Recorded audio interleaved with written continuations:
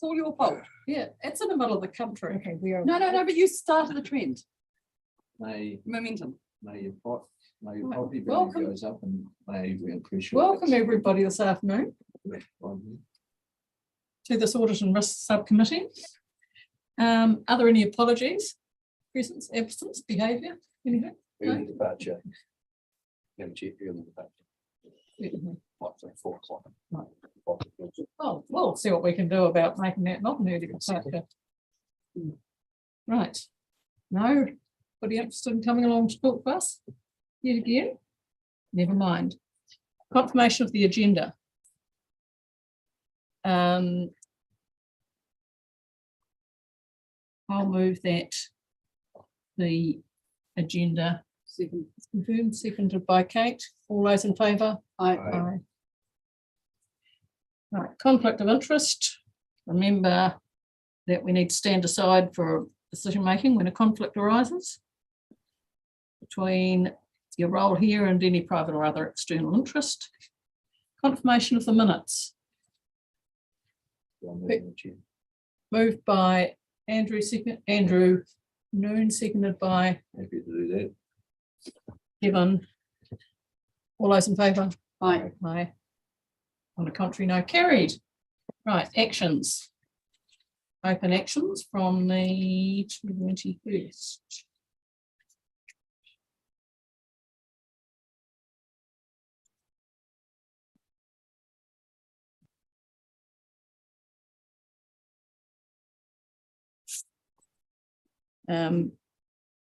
Anyone have any issues there? The in progress one, which is tracking public records, record keeping, which we've got a comment from you, Nick, I think, about. What's getting in the way of that?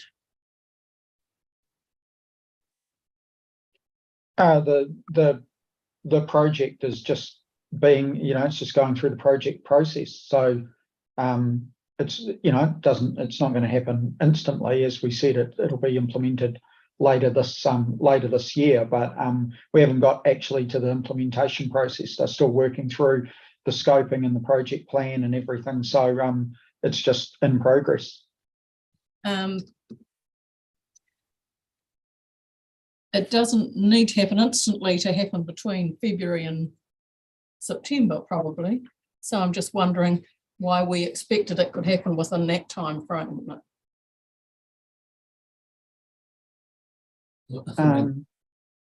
It's just, it's an IT implementation project, and it's, involves basically, it'll change the document management for everybody in the organisation. So yeah, it's just, we said that, it'll be implemented, or should be at the time when we did this, later this year, and we're still working through it. So at the point that this came up, we said that the project was going to happen. We didn't actually say exactly what date it was going to be happening, and it's still being, at that point it was still being scoped through. We said it should happen later this year. There's no firm date for it. It's going to be done on this date. We haven't actually got to the point of signing the the implementation contract with the provider. All we've done at this point is get to the point of identifying which system we're going through, and now we're doing like the full document design and scoping. So it just, these things, they take as long as they take. Where did that date come from? The due date. 30th of September. Just from the meeting, it wasn't a foreign date. Okay, so if we just leave that as it'll appear on the next Audit and Risk meeting, and hopefully, since you're hoping that it will be done this year, it'll turn up whoever's going to be an Audit and Risk, but it'll turn up on that action register for the next first meeting of next time.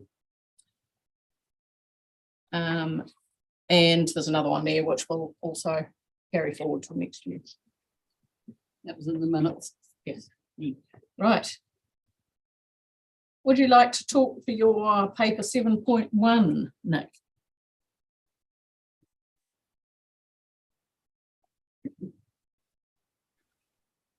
I'd actually just take the paper as read. It's a noting paper, as the purpose says. There was a resolution and to bring a paper and that would provide clarity on steps to take to end the practice of budgeting for operational deficits. This paper just outlines the deficits that have occurred and what their makeup is over the last 2 LTP cycles. So it's the last 6 years. It doesn't include the financial year that has just finished, but it's the 6 years to 2021, and also just shows what the impact of those operational deficits is on our various reserves positions. But as I said, it's just the paper is just for noting. Thanks, Nick. And it provides some unhappy clarity in it. Kate. I'm just wondering, I mean, it's great that 4 + 1 hearing about this in this meeting. Does this get through to council at its next meeting on the 28th, and more importantly to the next term of councillors, and whether is there anything wrong with us adding a couple of motions to this, one being that we refer this to the ending council, but also to the first triennium, and with the recommendation that the habit perhaps of reserve funding deficits cease. Yeah, well, we've been, Andrew and I have been talking about this. Would you like to? Sure. So firstly, just to say thank you to Nick for putting this paper together, because this is a topic we've talked about for a while, and this makes it very clear in terms of us funding our operational deficits from reserves, and that those reserves are there for something else instead. And it puts the numbers behind it very clearly. So without a doubt, I would think we do need to have some actions off the back of this. And I think we know those actions can be tough, but we shouldn't avoid them because they are tough. Yeah.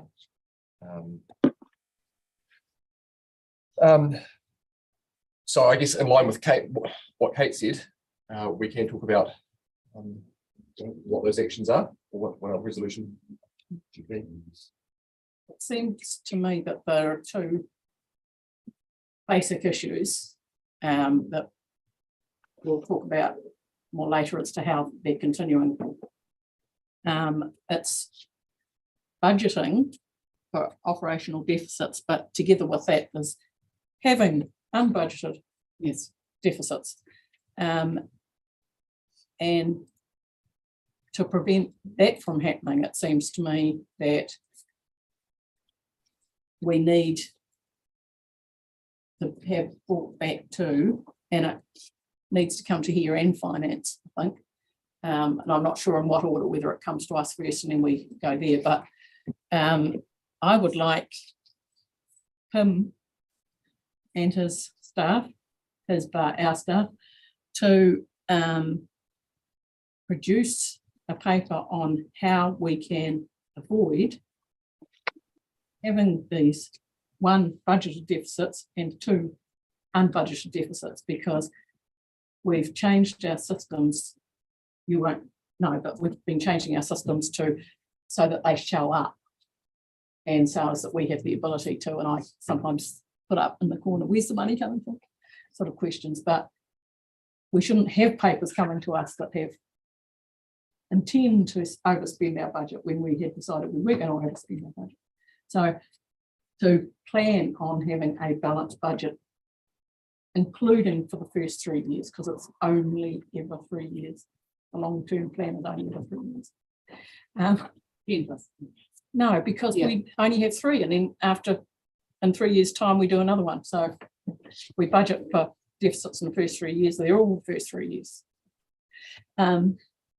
So what I'm thinking is perhaps we want a resolution that says that you, Pim, could come back with a plan about how we avoid these happening, knowing that at the end of the day, council can, of course, override your good advice, but the advice should say, you said, you know, that whenever it's anything that's spending more than the budget, it should say, you said you weren't intending to, we haven't got any money for this, this will take us over the budget, this is how much it will take us over the budget, and did I remind you, you promised not to do this before we make a decision? Yeah, so clearly, from my perspective, there's two issues. One, you're presented with a deficit budget, which you actually approved. So, you know, by and large, I'd have to say that was government's fault. If you don't like it.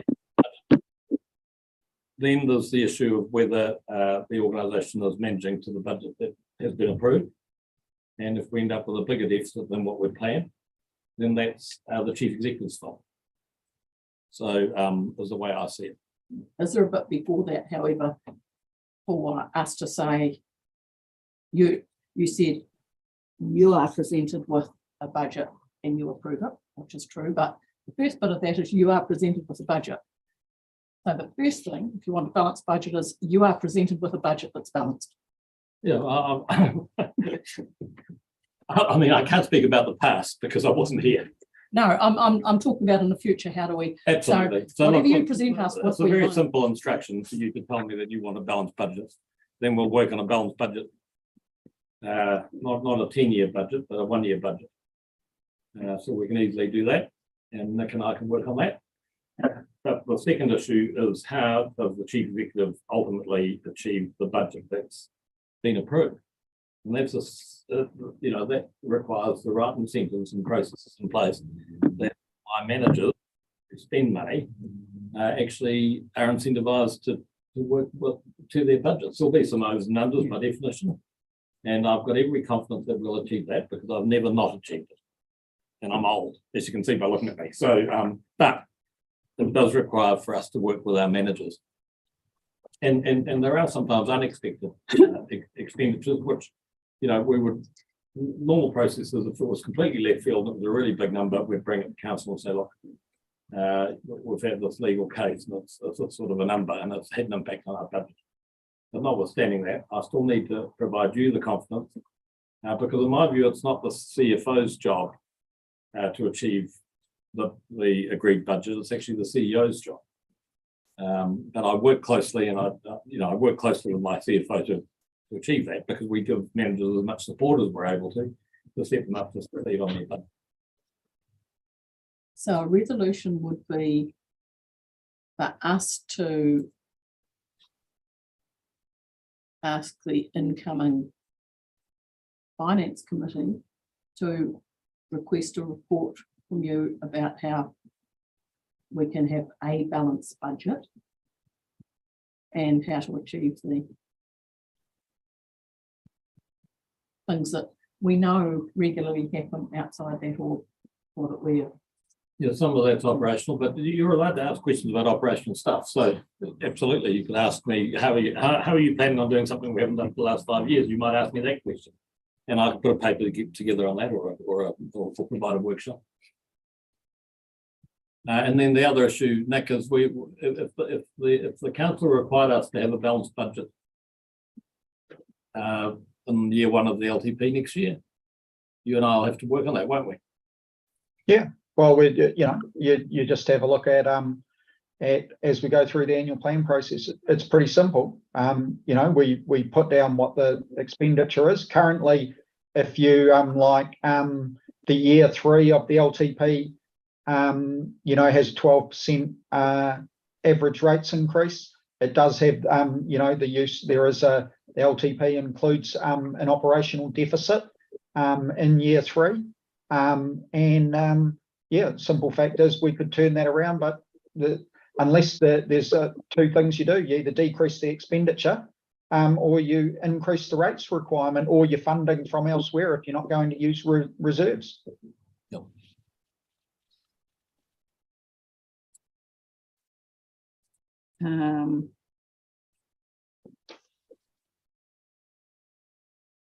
So would we want a paper from you, or would it be an instruction from the finance committee? So I'm happy to discuss some of the operational processes that I would normally use to try and achieve the budget as has been approved. In terms of the budget for next year being balanced, it's year 3 of LTP, is it, Nick? So that would be the normal annual planning process, that you would have the opportunity then to ensure that we have a budget which is not in deficit.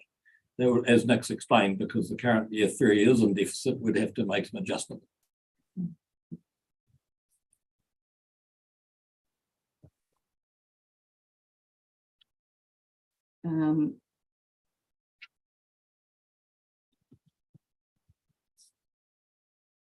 I'm not sure how much of this. I'm just writing it to see whether it will work.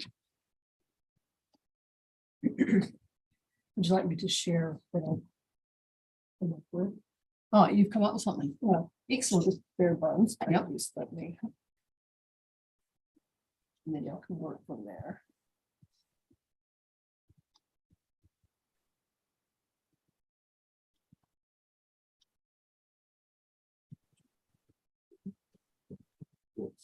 I've got almost the same words, except that first part, because you're much cleverer at that when it is in months.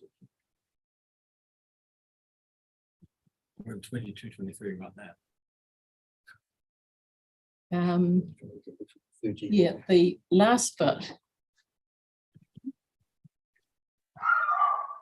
Nick, am I reading the wrong page? Because I reckon we're in surplus that year, 23, 24.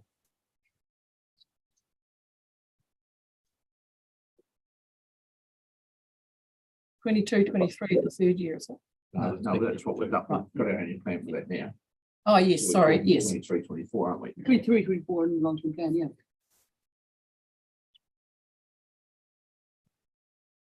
Yeah, the information that's provided in the paper is the last 2 LTP cycles. So it doesn't include the year we've just finished, the 2022 year, which is year 1. Obviously, we've got year 2 of the LTP, and I'd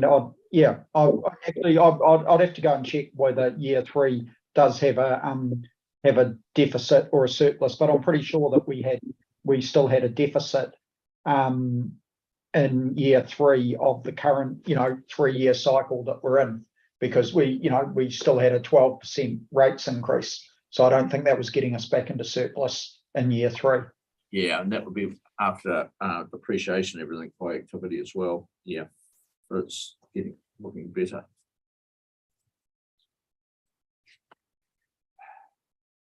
Sorry, I can't read that from here, Liz. I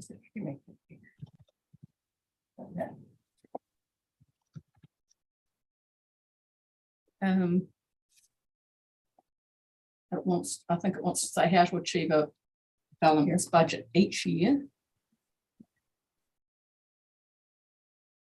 And what I want it to say is not, when you say taking into account there may be unanticipated, it's knowing that there will be those coming in, they need to be still within the budget. Yeah. So if you have got lumpy expenditure, like Yes. you might get through Yes, yeah, complicated court cases or something. We're doing plan changes. Yeah, exactly. Then my view would be that you would take an average of Yes. maybe the last 5 years, That's and right, you put that in the budget. And then some years you'll be under and over on that, and then potentially you could create some reserves for that as well. So so you could still end up with a balanced budget over a period of time, unless things just got more expensive from a legal perspective over the following 5 years. But we can manage that as well over a 5-year period. So does that? I have no difficulty doing what that says, which is achieving a balanced budget if that's what council would like. Because Nick's just explained exactly the process. You either cut your expenditures as part of the annual planning process, or you find a way of increasing revenue as part of the annual planning process. Well, it's not so much just what council would like, it's what the Auditor General through our auditors here, who are the Auditor General, are requiring us to do and say that we are required to do. So it's not, I think, a sort of a nice to have preference. It's a Is that a fair? We can't ask you to, I mean, we can't tell you what your budget needs to be, but No, at least we You told us we highlighted should it. balance it. But we highlighted a trend, a long-standing trend of deficits.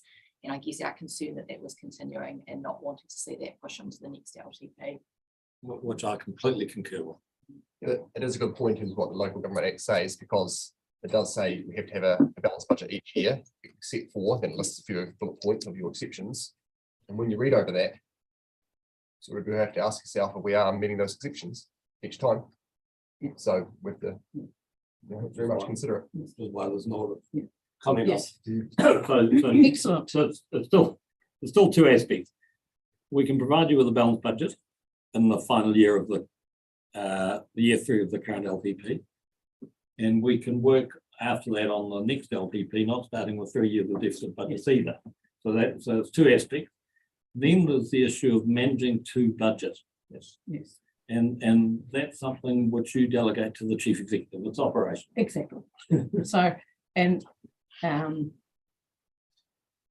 I fully agree with and like the way you're saying, if we are likely to be spending it, because if we standardly spend, $2 million a year or whatever it is on appeals and things, and we don't know what they are, but we just know that that's the average, then we just have to somehow put $2 million into the budget each year. Correct. To deal with them.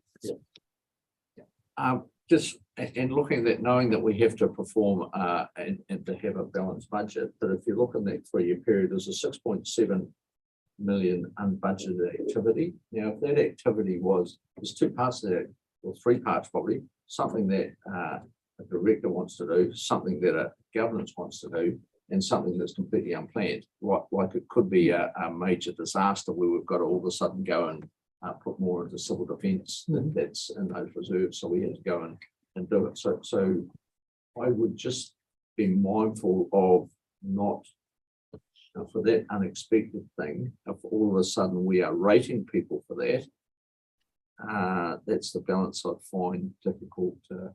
You can average. You can have a 5-year average or a 10-year I'm rolling happy average. at that. It's unexpected, unexpected. It's sort of like Well, I'd just be. I'd far rather have the debate with the auditor that we've done to our best endeavour, and all of a sudden we've got a lumpy thing come through that is unexpected, rather than actually rate the people for that. if it averages over a period of time, there is an average. Yeah, Needs to be no indicated problem. in I'm the just all I'm saying is it's ratepayers' money, and we're not here to collect money that we actually don't need. So I'm just talking down to it. We'll find a way of achieving about. I think the audit comment. I'm not sure. The audit comment might also be around the way we've managed the budget. But the main comment I took on board was the concern that we have a deficit budget. I mean, the comment around there being unplanned or unexpected expenditures, everyone has that. Exactly. We're not asking you to have to be able to rate for that. But I think the point is that if you're already planning for a deficit over a long period, then those things are going to cure as well, and it's going to get even worse. You've really got to be budgeting for the operationally breaking even or a little surplus to be able to cover some of those rainy days. As your washing machine breaks down. Rather than continuing in a decline position. Sort of further comment. And look, one of the things that is going to be absolutely critical is that the new governance team actually respects the budget, and that if we are looking to change some activity within a budget, which actually may happen, but something else has to give, or we have to find that money somewhere else. So I mean, there's of that 6.7 unbudgeted activity. Whether that's actually unplanned lumpy stuff, or it's something that we've said to go out and do, we've just got to be mindful if we are going to do that to get a balanced budget, we need to reduce activity somewhere else. So that's probably a discipline that we haven't had for a long time by the look of the trend. So. And that's why things that come in front of us in the way of papers need to make it clear that what we're proposing to do is going to have these effects. Yeah. So that that's clear that we can't do it by mistake. We're accountable to the ratepayers, and the ratepayers should know that we're choosing to do something that we said we weren't going to do, and that we have been told by is going to do something that we said we weren't going to do. And if we go ahead and do it, I mean, we're able to go ahead and do some of those things any way, but we should only be doing them if we are prepared to say why are a good reason and stand up to our auditors about them. Yeah. I do wonder if it should be notes this paper and refers it to council, because I do think our colleagues should see it. And I Yes. don't know that they do see it otherwise. To that finance committee. Yeah. Yeah. Or Our council. the council now. I mean, Yeah. you know, it's good for the Yeah. people currently on there to understand the decisions. Yes. The other part of that is, in previous life, I'm sure that we've had a more stringent financial policy when it comes to going over one's budget. If you are going to do it, that you actually categorically say that and say where that deficit is going to be funded from. This council isn't as clear on that, and therefore we don't have that rigor. And I do wonder if one of the solutions is in the next council that they consider having a probably a more detailed financial policy. I'm anticipating that the report from My my chief executive might well Yeah. suggest something that reminds us yes. what we should be doing there. No one likes, the chief executives don't like surprises either, funnily enough. No, So look, if things are tracking badly, you'll find out just as soon as I'll find out. thank you. And so last possible addition is just around audit and risk, keeping an eye on this next year as well. So whether we add it to Yes. our action register or somehow just having it so that quarterly we're sort of Yes. at least we are monitoring it. That it is it turns up on our action register each. And somehow is on our Monitoring as agenda well. Yeah, each so quarter. it's if we So consider where we're at. Achieving a balanced budget will be monitored through regular reporting to audit and risk. Yes. Or Yep, that'll be.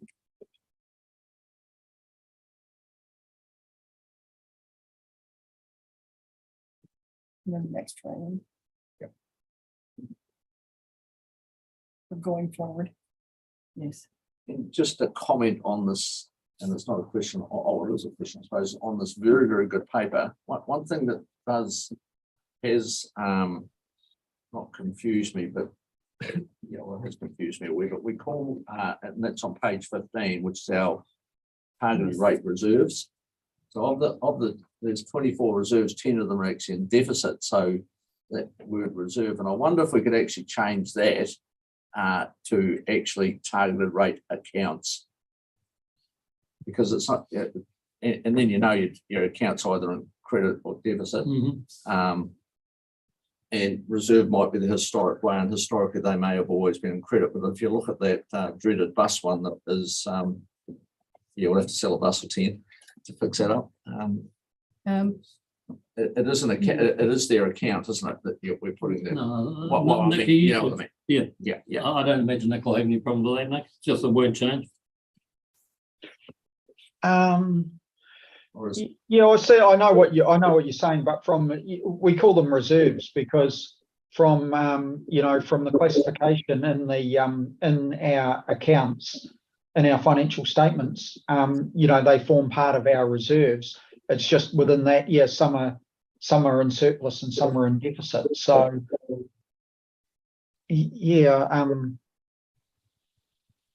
I don't know. It's as simple as just changing that, because in the balance sheet and financial statements, they'll still be called reserve, and we look at it overall. So, potentially when we outside of the financial statements, maybe we could refer to them as as accounts, so that it's clear that people don't get confused, that just because it's called a reserve, it doesn't mean that it's necessarily in funds. I think yes, Andrew. We're speaking of the motion. We're sort of speaking to the motions as we develop. That was a bit wrong. No, I just, I mean, I had a couple of questions earlier on, but they've been answered now. Yeah, But no, just speaking of the if you'd motion. like to say to some, you don't need to stand on that particular ceremony. No. But look, it's only proper that we're going through this process. Clearly, it's been flagged through our auditors that the ongoing operational deficit type regime isn't something from an auditor's perspective is promoted or recommended, and from a governance perspective, I think that's where we've landed as well. So to pass the baton on to the next team with this as a work in progress or a refocus or whatever happens at the Finance Committee and the new trinium, I think it's only, as I say, it's only proper that we're doing this. I'd like perhaps one more to be thought of, and Nick might be about to tell me why this is a particularly bad idea, but I think that if they're reserves, and it maybe there's good reason for us borrowing from a reserve fund or something, but that they shouldn't be in the negative. You can't have a reserve. I just can't understand why. It's not just that you've put an IOU in your jam jar and you've taken the money out of the jam jar. It's minus money in the jam jar. So it's once you've borrowed more than what's in the reserve, then you're actually just borrowing from your children, as it were, as it turns out. So I would. So if I could answer it. So let's say we just did what we just discussed. We take a 5-year average or a 10-year rolling average of lumpy expenditure. And then I have that in the LTP going forward. And in year one, we have a bad year. Yes. Then it's not unbudgeted. It's just that we've got a negative amount in that jam jar. Yeah. My view is, that's permissible.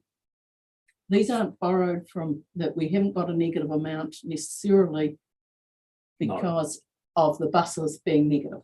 Overall, the reserves are still positive. Yeah. So what I'm saying is each reserve, we're borrowing from each other's jam jar. That's what I understand how that works. Nick, do you want to have a go at answering this? Well, it's like it's what I was saying before. Is from an accounting point of view, we've still got reserves overall that are in funds. What we're talking about is how we just break it up underneath, and within that there's unders and overs. Some are in positive and some are in deficit. But overall, you look at it from from the financial statement point of view, and we've still got positive reserves overall, and then it's just under the surface how we allocate it into different categories. So what we could then do, if we then started stripping out the ones that were in deficit and said, oh well, they're no longer reserves, then what we'd end up doing is our reserves would only state what our positive reserves are, and from an accounting treatment point of view would be overstating our reserves, because then we'd be saying that when they're in a deficit, they're something different. But in fact, they all slot back under the same classification of reserves at a total level. So that's why it's done the way that it is. What we're doing is showing the total, and then you break it down into all the various components of which, yes, some of them are deficit. So there's not really an easy way to do that, because if you do show it the other way, you'll be and gross it up and take the deficits out, you'll be materially overstating your reserve position. I suppose, Nick, if I could add to that, if we didn't have any targeted rates, we wouldn't have this problem, would we?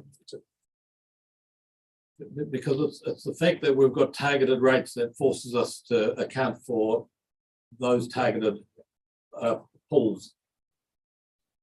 So because in a normal business, I wouldn't have this issue necessarily. I would have just said I had a positive reserve.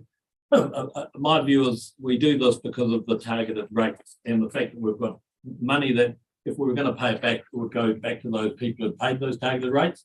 And if they're in deficit, at some point, we're going to have to drag that money back from the people who ought to have paid for those targeted rates. Yeah. And that's my point, the different people. So the people who are paying in credit, say the Dunedin River, that's actually not the best example. There aren't that many in credit, really, are there? No. The central river management are not the same people who are paying for the buses. No. And that is the problem. If we were sitting here as a trustees of these people's money, and that is what it is, they've paid us to do something. If I was secretary of a treasurer of a club, and I took this money in to do that job and actually spent it on something else, I would have my hands whacked over my things. And that's actually what we're doing. Because we haven't got the way of getting that money back from having spent it on buses. And that's what the problem is. It just doesn't seem that honest. And I understand it's honest because we put it in the accounts. It is honest. So I that don't is. think it's quite like stealing from one trust fund and putting it into another trust fund. I don't see it that way. I think we are accounting accurately for the service costs for these targeted rate areas. If you take the flood scheme, the Yeah. Leith flood scheme, Yes. 30 mil or whatever spent. Yep. We're at significant deficit there. If we decided over a period of time that we were going to charge, I don't know, the ratepayers that didn't receive the benefit of that scheme, we would actually be probably breaking the Rating Act, for example, in terms of fairness. Yep. So the idea of having, it works both ways. Yeah, It's yeah. Deficit or you've. So that's okay in that one because we've got a plan to get the money back. The problem on the buses is we haven't got a plan. So- Was it worthwhile trying to resolve it here? No. Or is it worthwhile trying to resolve? No, but it's a question of whether we want any further another resolution here. So we're not using all these deficits relating to the particular activity. Yeah. Right. So take the buses. That's a good example. Buses are a good example. So we've overspent out of the reserves an amount that doesn't involve a capital expenditure such as that. I mean, it makes sense if you had $10 million spent it on buses and they depreciate over the years and then you buy some more sort of. What we've done here is just not rated the right people. Isn't it? That's the effect of overspending that reserve. Well, we've spent more than we've earned Yes, in the case of buses. So if we look at public transport in Dunedin, we've spent more than we've earned. So if we want to get that back to where it ought to be, we're going to have to increase revenues. And whether that's through fare revenues or through targeted rates, that would be a decision that this council would have to make. But we're not planning on having that in deficit forever, are we, Nick? So my thinking is we would say to Dunedin people, you want a bus service, you've got to pay more for it. Yeah, some of that Dunedin, the bus expenditure there does relate to capital, to capital works. Like included in there is building the bus hub, and you've also got the ticketing system.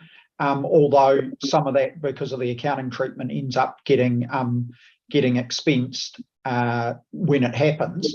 But those sort of things do have a longer life than just the year in which you incur the expenditure. So some of that deficit does relate to that. But some of the other expenditure relates to the fact that it's not as simple in when you're talking about transport to just say, well, you'll increase your level of service, i.e. you'll put additional services on or do whatever.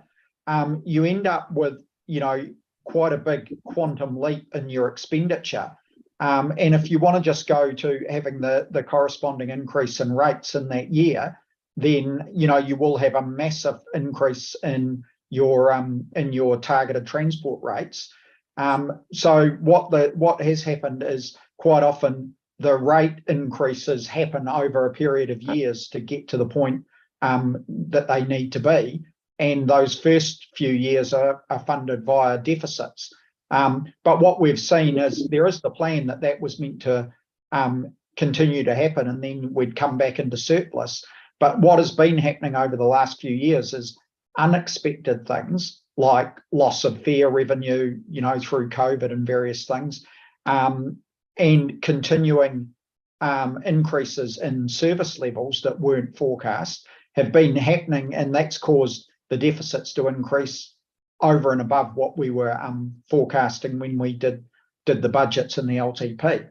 So it is forecast over time that rates will continue to increase and catch up. But the catch up has just been slowed and delayed from what we'd planned in the long-term plan. So what we weren't doing as a result of that, though, is you suddenly wake up and decide it's going to be $2 fares and things, and we don't then say that means the rates are going to have to go up X amount. We say, oh, well, that can come out of the public transport reserve or something.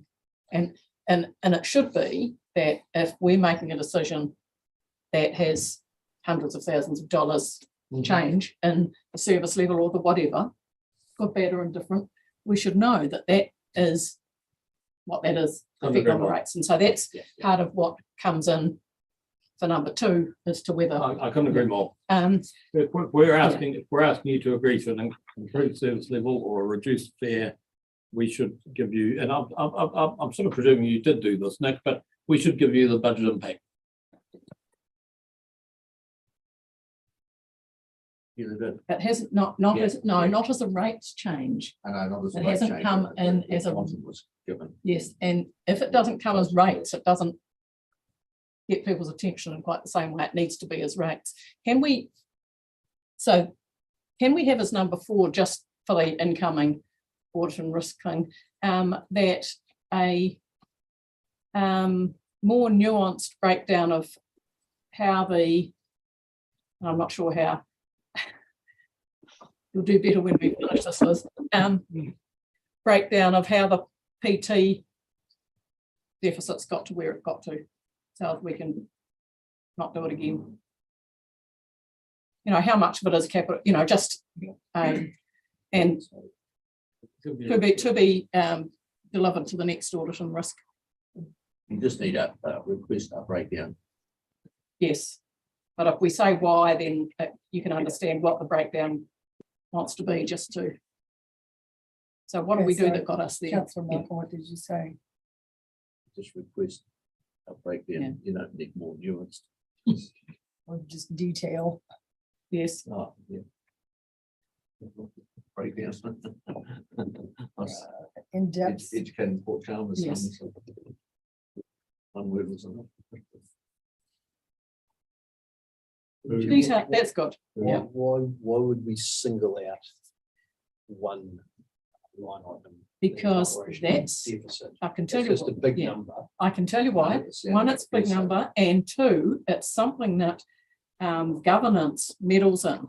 We don't tend to, some of the other We don't do meddles isn't the engineering. right word, but we don't don't engineer. get involved in flood and drainage, telling them all of a sudden that they have to do more and not charge anybody anything or anything. Will we With approve, public transport, we do, and it's a big, will we approve an infrastructure, a 30-year infrastructure plan that has items or expenditure through all the assets? So, I mean, my point is, why this is different in 2 respects, as I say. 1, that it's a big one, and 2, that it is something that we do get involved in differently. We can get involved, but from council's point of view, for instance, you can spend years and you spend mouth-watering amounts on sewage and things, and nobody actually says, I think the people who work in the sewage plant should be paid the living wage, and off they go.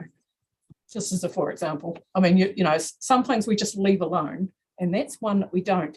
And if we understand more about how we got there, we can understand more how governance was involved in getting there, and so as it can take responsibility for the choices it's making and put them into the rates if it wants to put them in or whatever. That's why all I'm. I don't necessarily agree, but I'm not going to. No, well, that's all right. Too. Yeah. Okay. Can I just? You can have the other ones next time.